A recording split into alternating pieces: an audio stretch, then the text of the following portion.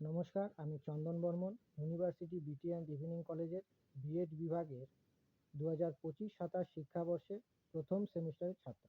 প্রথমে আমি ধন্যবাদ জানাই অনিরুদ্ধ বর্মন স্যারকে, যিনি আমাদের এত সুন্দর একটি ভিডিও প্রেজেন্টেশনের সুযোগ করে দিয়েছেন।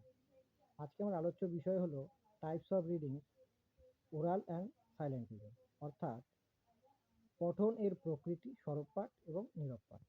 ভূমিকা: ভাষার লিখিত রূপটিকে উপলব্ধি করে তার অর্থ বুঝতে পারা হলো পঠন। অর্থাৎ পঠন হলো দর্শন, ধ্বনি উৎপাদন এবং অর্থ উপলব্ধির মিলিত প্রক্রিয়া। সাধারণত পঠন এর প্রকৃতি পদ্ধতিগত দিক থেকে দুই ভাগে ভাগ করা হয়: ওরাল রিডিং বা সরব পাঠ, সাইলেন্ট রিডিং বা নীরব পাঠ। আমাদের সরব পাঠ শুদ্ধ উচ্চারণ, সঠিক ভাষা ব্যবহারের মাধ্যমে সরব আবৃত্তি হলো সরব পাঠ বা ওরাল রিডিং। এই সরব পাঠ সাধারণত কবিতা, প্রবন্ধ এবং গল্প পাঠের ক্ষেত্রে করা হয়। এই সরব পাঠের বৈশিষ্ট্যগুলি হলো: সরব পাঠে পাঠককে শব্দগুলিকে সঠিকভাবে উচ্চারণ এবং উচ্চ স্বরে পাঠ করতে হয়।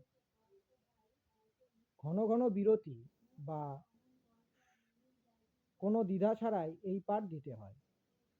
এই পাঠে শব্দের অর্থ এবং সঠিক উচ্চারণ করে দিতে হয়। এই সরব পাঠ এর সুবিধাগুলি হলো: সরব পাঠের মাধ্যমে শিক্ষার্থীরা জোরে শব্দ উচ্চারণ করে পাঠ করে।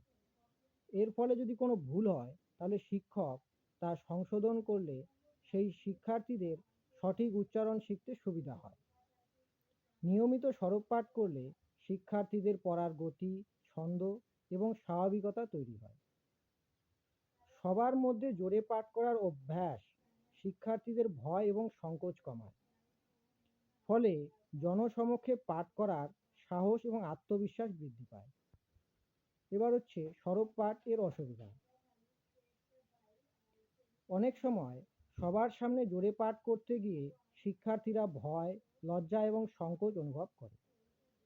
সরব পাঠের সময় শব্দ উচ্চারণ করে পাঠ করতে হয় বলে অল্প সময়ে বেশি পাঠ করা সম্ভব হয় না। অনেক সময় সরব পাঠ করতে গিয়ে শিক্ষার্থীরা অর্থের ওপর লক্ষ্য না দিয়ে তারা সঠিক উচ্চারণে বেশি মনোযোগ দেয়, ফলে তারা পাঠের সঠিক অর্থ বুঝতে পারে না। এবার হচ্ছে সাইলেন্ট রিডিং বা নীরব পাঠ। নীরব পাঠ হলো শব্দ উচ্চারণ না করে অভ্যন্তরীণ অনুধাবন করে শব্দ চিনে এবং অর্থ বুঝে পড়াকে বোঝায়। সাধারণত গভীর, সূক্ষ্ম ভাবযুক্ত পাঠ্য বিষয় যেমন প্রবন্ধ পাঠের ক্ষেত্রে এই পাঠ অত্যন্ত গুরুত্বপূর্ণ। এই নীরব পাঠ এর বৈশিষ্ট্যগুলি হলো: নীরব পাঠে পাঠককে জোরে শব্দ উচ্চারণ করতে হয় না, মনে মনে পড়তে হয়। এই পাঠ সাধারণত সরব পাঠের চেয়ে দ্রুত হয়। এই পাঠে শব্দের সঠিক উচ্চারণে বদলে সঠিক অর্থের উপর বেশি গুরুত্ব দিতে হয়। এবার হচ্ছে নীরব পাঠ এর সুবিধা। নীরব পাঠে শব্দ উচ্চারণ করতে হয় না, ফলে অল্প সময়ে বেশি পাঠ করা সম্ভব হয়। নীরব এবং শান্ত পরিবেশে পাঠ করতে হয় বলে মনোযোগ এবং একাগ্রতা বৃদ্ধি পায়। নীরব পাঠ করতে গিয়ে ছাত্ররা সাধারণত তাদের সমগ্র মনোযোগ পাঠের অর্থের ওপর দেয়, ফলে তাদের বোধগম্যতা বৃদ্ধি পায়। এবার হচ্ছে সাইলেন্ট রিডিং বা নীরব পাঠ এর অসুবিধা। নীরব পাঠে শব্দ উচ্চারণ করতে হয় না, ফলে তাদের সঠিক উচ্চারণের সুযোগ থাকে না।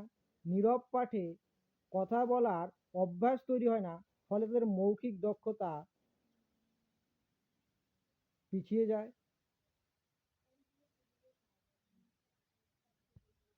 এরপর হচ্ছে উপসংহার। পরিশেষে বলা যায় যে পঠনের সর্বাঙ্গীন উন্নয়নের জন্য এই ওরাল রিডিং এবং সাইলেন্ট রিডিং দুটিরই গুরুত্ব অপরিসীম, কারণ সরব পাঠ শিক্ষার্থীদের সঠিক উচ্চারণ, সাবলীলতা এবং কথা বলার কনফিডেন্স তৈরি করে। আর অন্যদিকে নীরব পাঠ শিক্ষার্থীদের দ্রুত পড়ার ক্ষমতা, গভীর বোধগম্যতা এবং স্বনির্ভর পড়ার আগ্রহ তৈরি করে। তাই বলা যায় যে সরব পাঠ এবং নীরব পাঠ পঠনের সর্বাঙ্গীন বিকাশের জন্য অত্যন্ত গুরুত্বপূর্ণ।